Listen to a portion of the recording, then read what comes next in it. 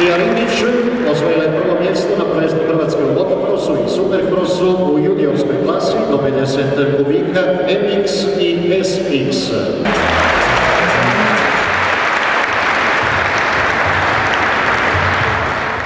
Gradonačelniče, izvolite doći, ali da počastite velikim mjestom.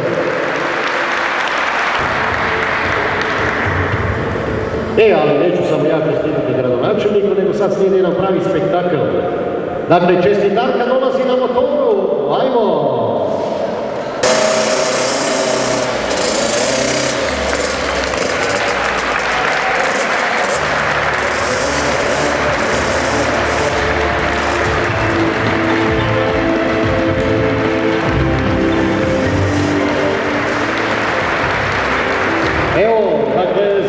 Izuzetne zasluge i dostignuće u razvoju i unapređenju sporta u našem gradu.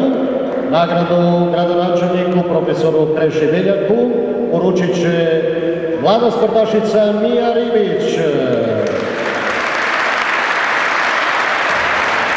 Članica motocross kluba Marović, prvakinja Hrvatske u motocrossu i supercrossu. Ali Mija će nešto i reći. Da čujemo šta si rekla. Hvala što ste sve ovo nabrali za nas.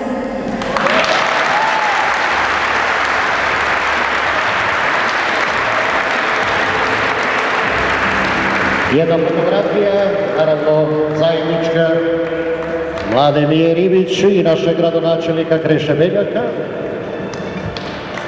za uspomenu i dugo sjećanje.